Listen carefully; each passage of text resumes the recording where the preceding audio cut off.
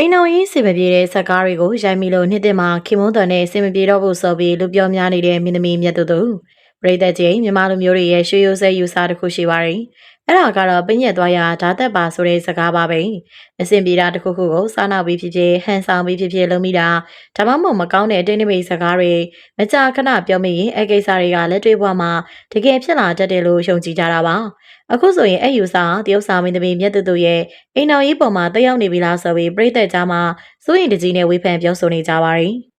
အခု2026ခုနှစ်နှစ်သစ်ကူကာလမှာမြတ်တူရဲ့လူမှုကွန်ရက်ဆာမျက်နှာထက်မှာပိုတချို့ကြောင့်ပြည်သက်တရားသတိထားမိကြတာပါ။သူတင်တဲ့စားသားလေးတွေရဲ့အထိပ္ပယ်ပါတဲ့ပုံရိပ်ချိုးကနေတဆင့်မြတ်တူတယောက်ခင်မုန်းတဲ့နဲ့စင်မပြေဖြစ်နေပြီလားဆိုတဲ့မေးခွန်းတွေထွက်ပေါ်လာခဲ့ပါတယ်။အထူးသဖြင့်သူမဇလန်တွဲတွေထဲမှာအမြဲတမ်းအိမ်အောင်ရေးကံမကောင်းတဲ့ဇယုတ်တွေကိုရိုက်ကူးနေတာကြောင့်အပြင်လုံးကမှာပါအဲ့ဒီတက်တွေကူးကုန်ပြီလားဆိုပြီးထင်ကြေးပေးနေကြတာပါ။အားလုံးသိကြတဲ့အတိုင်းမြတ်တူက MRTV4 ရဲ့ထိတဲမင်းသမီးတလက်ပါ။ဒါပေမဲ့ထူးဆန်းတာကသူမရဲ့သမျှစကားတိုင်းမှာအိမ်တော်ရေးကံကတစ်စက်လေးမှမကောင်းတာပါပဲ။လက်ရှိပြသနေတဲ့လိုင်းလေးကြားကပန်းရှည်ကြားရုပ်တံဇလန်တွေမှာလည်းသူမဟာခင်မွန်းတဲ့ရဲ့နောက်မီလေးချင်းတစ္ဆာဖောက်ခြင်းကိုခါးစည်းခံစားရတဲ့စရုံနဲ့ပြိသက်ကိုမြည်ရချူနေတာပါ။အရှင်ကလည်းပြားရီအိမ်မှာကိုတင်ပေးရဲ့တစ္ဆာဖောက်မှုကိုခံရတယ်လို့ဒိုမမနဲ့ဒိုမလည်းခင်မွန်းတရားကြီးဖြစ်သွားတာမျိုးစားရထူးထူးခြားခြားအိမ်တော်ရေးဒုက္ခတွေကိုပဲဇက်ကားတိုင်းမှာကန်ထရိုက်ဆွဲထားသလိုတရုပ်ဆောင်နေရတာပါဒီလိုစင်မပြေတဲ့ဇယုတ်တွေကိုအချိန်ချင်းတရုပ်ဆောင်ပဲများလာတဲ့အခါမှာ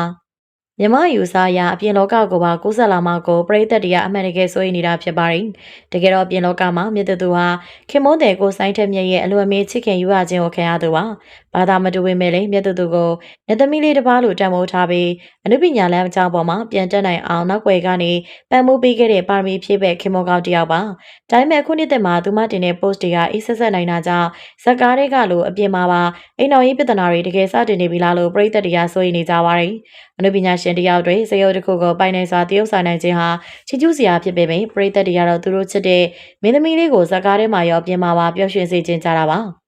လေးနေမရရှာနေသွားဆိုသလိုပဲမကြာခဏရှင်ဖြစ်တာစိတ်ကောက်တာကတော့အိမ်အောင်တိုင်းမှာရှိတဲ့သဘာဝတစ်ခုပါပဲမြတ်သူနဲ့ကိုဆိုင်ထက်မြတ်တို့ဟာအခြေကြီးကြသူတွေမလို့အနေငယ်ဆင်ပြေတာမျိုးရှိနိုင်ပေမဲ့ခိုင်မာတဲ့မြတ်တာတရားကြောင့်မကြခင်မှာအိမ်အောင်ရေးပြန်လေဆင်ပြေသွားလိမ့်မယ်လို့အားလုံးကမျှော်လင့်နေကြပါတယ်ကဲပရိသတ်ကြီးတို့ရောပညက်သွားရတသက်ပါဆိုတဲ့စကားအတိုင်းမြတ်သူဟာဇကားတွေထဲမှာအိမ်အောင်ရေးကံမကောင်းတဲ့ဇေယုတ်ကိုအမြဲရှိုက်နေရလို့အပြင်မှာပါအဲ့လိုဖြစ်လာတာလို့ထင်ကြလားဒါမှမဟုတ်ဒါဟာနှစ်သက်မှာခဏတာစိတ်ကောက်နေတာလားဖြစ်မလားမိမိတို့ရဲ့ထိမင်ချက်လေးကိုကွန်မန့်မှာဝင်ရောက်ဆွေးနွေးပေးပါအောင်ရှင်။ကြည့်ရှုအားပေးခဲ့ကြတဲ့အတွက်လည်းအားလုံးကိုကျေးဇူးတင်ပါတယ်။နောက်နေ့ဒီမှာလည်းခုလိုမျိုးစိတ်ဝင်စားစရာကောင်းတဲ့အကြောင်းအရာတွေနဲ့တူပြန်လာခဲ့ပါအောင်မယ်ရှင်။ဒီနေ့တော့လောင်းနေပဲနှုတ်ဆက်ခဲ့ကြပါတယ်။အားပေးနာဆင်ခဲ့ကြတဲ့ပရိသတ်တယောက်ချင်းစီတိုင်းလည်းကျေးဇူးထူးတင်ရှိပါတယ်ရှင်။နောက်နေ့ဒီမှာပြန်လည်ဆုံတွေ့ကြရအောင်ပါ။ဒီနေ့တော့လောင်းနေပဲနှုတ်ဆက်ခဲ့ကြပါတယ်။